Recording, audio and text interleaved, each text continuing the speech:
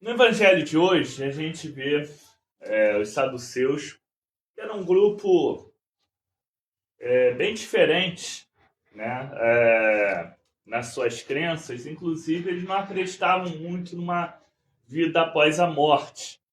Na realidade, eles acreditavam que o que Deus tinha para dar, né, às pessoas de punição, de recompensa, ou qualquer coisa que acontecer nessa vida, e o mais perto de uma continuidade que eles entendiam era através de seus descendentes.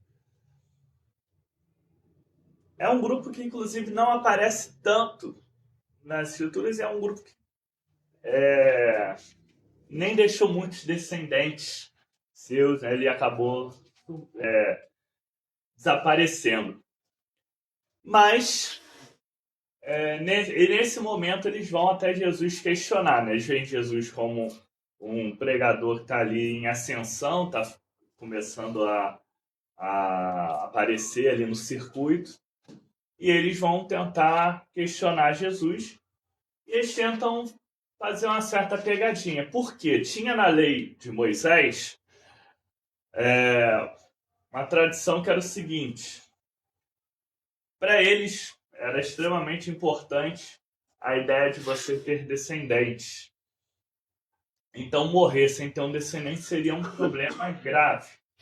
Somado com isso, o que garantia o sustento para as mulheres naquela época era, quando era nova, estarem com seus pais, e depois era o casamento. É por isso que a gente sempre tem a ideia de que as pessoas mais vulneráveis, mais pobres naquela sociedade eram os órfãos e as viúvas. Eram justamente os que não tinham como se manter. Então, uma forma que Moisés tinha para resolver dois problemas que aconteciam, né, quando alguém falecia sem deixar descendentes, e o que ia acontecer com aquela mulher também, era o seguinte: essa mulher, se o marido morreu e não deixou ela com filho, ela casaria com o irmão dele, né? E o primeiro filho que ela tivesse com esse irmão seria contado como se fosse filho daquele marido que morreu, né? Vale lembrar, ainda acho que naquela época não tinha exame de DNA nem nada disso, era uma dúvida plausível. Ali acabou de morrer, de repente ela engravidou ainda na época, etc. Como seria entre irmãos, então, a gente sairia com características muito parecidas e ia ficar, no mínimo, naquela dúvida plausível. Fora que essa mulher continuaria naquela família e continuaria podendo ter o seu sustento. Mas eles usam isso, esses saduceus, para fazer uma pegadinha para Jesus. Eles contam uma história, né? 7 irmãos ali, ela casa com um, ele morre sem deixar filho, casa com o outro, morre. E o que aconteceria com essa mulher? Seria esposa de quem? Afinal de contas, na vida após a morte.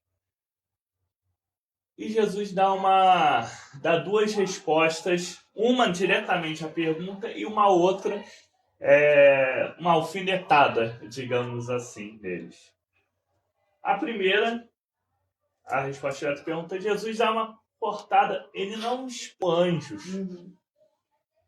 E essa resposta como anjos é interessante porque, na verdade, a gente não tem claro nem o que são os anjos, como eles são. Na verdade, Jesus está tirando o foco da ideia de ficarmos especulando sobre as coisas futuras, né? Porque nem os anjos nós sabemos. Inclusive, ao longo dos relatos bíblicos, a gente não tem muito bem a cara do que são os anjos, não tem muito bem definido como é que é. Tem algumas visões que não esclarecem muito o que eles são, mas é uma forma de tentar expressar o que aquela pessoa percebeu com eles.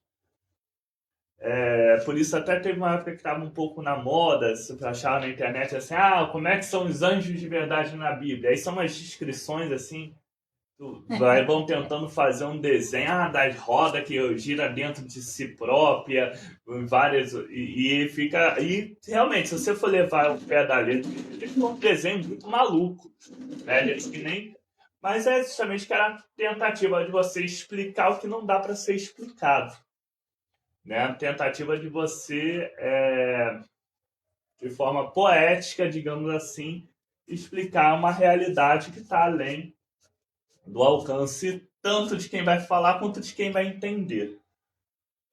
Então Jesus, com essa resposta, ele corta essa ideia das especulações, que inclusive é o que o apóstolo Paulo também está falando na carta dele. O apóstolo está ali já preocupado, já prevendo que muita gente ia usar esse tema da vida após a morte para querer inventar moda. E ele fala, ó, gente, não acredita nisso. Essa galera que tá falando, é isso, é aquilo, já começou, vai ser assim, é essa. Não cai nessa. A segunda resposta que Jesus dá, aí que já é alfinetada, é porque, como eu falei no início, os saduceus não acreditavam numa vida após a morte. Então, ele responde que Deus se apresenta várias vezes ali no Antigo Testamento como Deus de Abraão, Isaac, Jacó.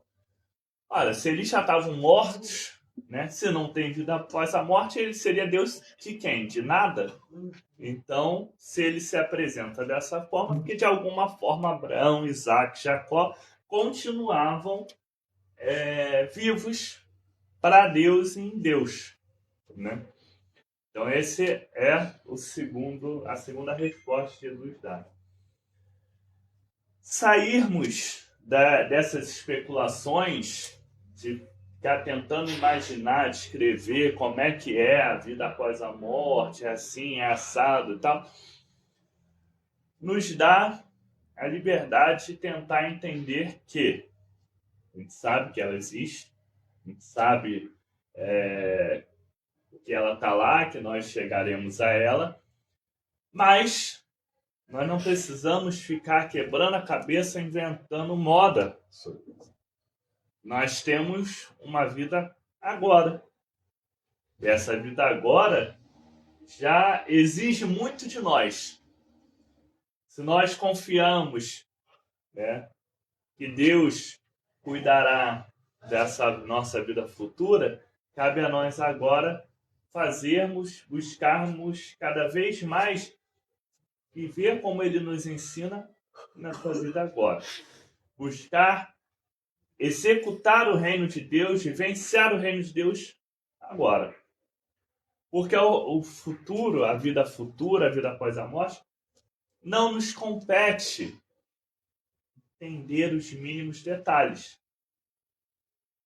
O que nos compete é entender como nós somos chamados a viver hoje.